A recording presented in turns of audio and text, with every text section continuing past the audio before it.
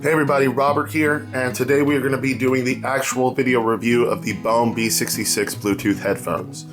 Now, if you saw the unboxing video, the first thing I'll say is I really focused on the quality and of the packaging and just the build quality of the headphones themselves, and I find them to be well above the price point that I purchased these at. Now, I wouldn't put them up there with the $300 Bose, or if you're into that sort of thing, the Beats by Dre's, but for under $100, actually under $90, I think these are well above that price point. I was very impressed with the build quality, and I've actually been using these for about a week, and my initial impression would be that I don't think they're going to replace my Mi Electronics headphones that I've been using daily, but these will definitely find a spot in my rotation. I think there's a lot to be said about the benefits of a Bluetooth pair of headphones, and these do that very well. I think for a travel situation, Bluetooth headphones come really handy. Just being able to go wireless from time to time, I'm going to keep these around. But Bluetooth headphones in general can't have the same sound reproduction as a wired set. So it's very difficult to find Bluetooth headphones that will compete with a quality pair of wired headphones. But in terms of comparing these to other Bluetooth headphones, I think for $90, these are a no-brainer. You can regularly find these a little bit less expensive on Amazon and different websites. And I'll actually have a link to the Amazon product page down in the description, as long as a link to the unboxing video if you haven't had a chance to see that. But enough about me, let's go ahead and focus on these bad boys. So let's pop them open once again, get rid of the box here.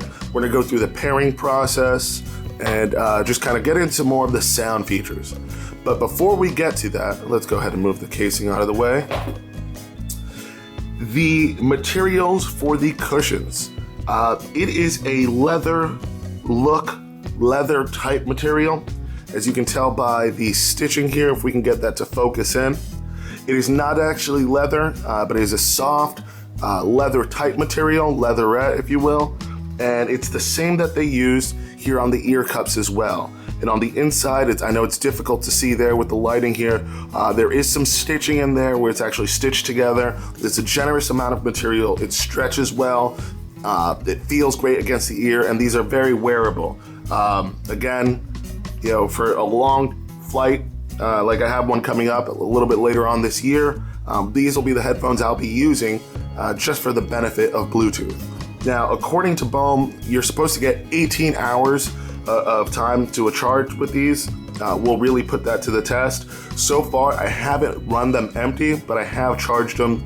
I think after 2 nights of using them, I put them on the charger that night, woke up in the morning, they were fully charged, used them again for 2 nights. Again, still had some power left, but there isn't a power indicator on these. I think it would be a convenient feature to have, just to know how much power you have left, and so you're not overcharging these as well. The noise cancellation on these works pretty darn well. You get really good isolation just by having them on. The cups give a really good fit over the ear, and well, actually on the ear, and cuts out a lot of noise in and of itself. The noise cancellation takes it to another level. I would actually probably not use it unless I'm in a very noisy setting, just because it does reduce the volume of the music, and I didn't feel like it was that necessary. Again, we've got the built-in microphone for the ability to take calls, and this is your noise cancellation button here on the right. Flip that on, you get a green LED to let you know that noise cancellation is active. Let's go ahead and turn that off. To actually power on the headphones, you use the Bluetooth pairing button / power button in one, right next to the micro USB port. So you hold this for 5 seconds, and they're on. Now you get the flashing LED to let you know that they're on. It flashes blue. Let's go ahead and power them off. And now they're off. Now to pair, which is kind of a unique little feature, or different at least, you press and hold through the power on phase until you get a red LED. And now you know you're in pairing mode. Other than that little quirk, they pair relatively easily. I was playing solitaire, sorry about that. And I'm going ahead and using a iPhone here. There we go, pops up pretty quickly.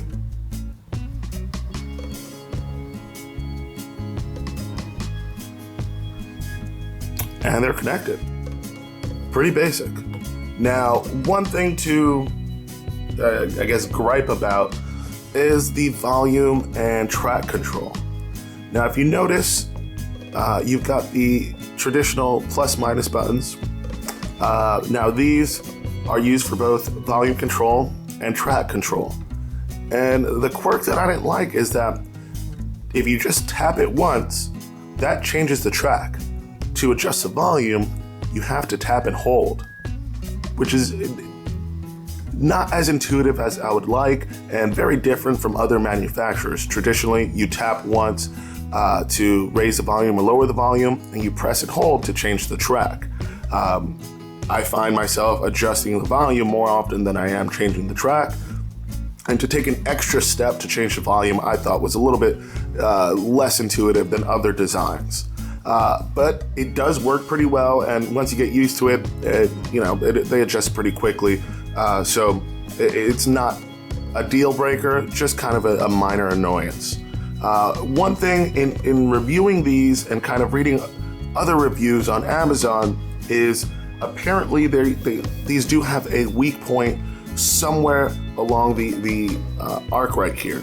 Now, you've seen pictures of these possibly snapping in this area. I have stretched these out quite a bit. I played with them. I've been relatively rough, and I haven't had any issues.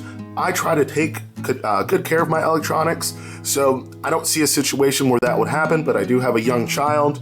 If he got a hold of these, apparently they are not indestructible. I don't expect them to be, especially at $90. I understand that we have to take care of these things. For me, $90 isn't a small amount of money. If I spend $90 on something, I would appreciate it lasting a decent amount of time. So in terms of build quality, once again, that's something to keep in mind. But again, I haven't had any issues. I think if you treat them the way you would treat any decent pair of headphones that you invested some money into, you shouldn't have any issues. Let's go ahead and place these down here just so you can get a better view. They do not power off even when you're not playing music, so that's one thing to keep in mind. When you're done using them, shut them off. They don't auto power off. At least I haven't left them alone long enough for them to power off on their own. So I've been really cognizant to shut them off myself if I'm not using them. Now, I can't really give you an idea of the sound, but I'm going to say if we were to put things on a 0 to 10 scale, with a 10 being fantastic, the best headphones you've ever heard in your life, I would give these about a 7, 6.5 to 7. The sound quality is good, the bass is weak, the highs and the mids are very crisp, reproduction is fantastic, but the bass, the lows are a bit weak. Again, another common trait from Bluetooth headphones, so I'm not really going to dock them too much for that. They're very comfortable. When you have noise isolating or noise canceling headphones, they do tend to feel a little bit tight. Comes with the feature, of canceling out the sounds that are around you.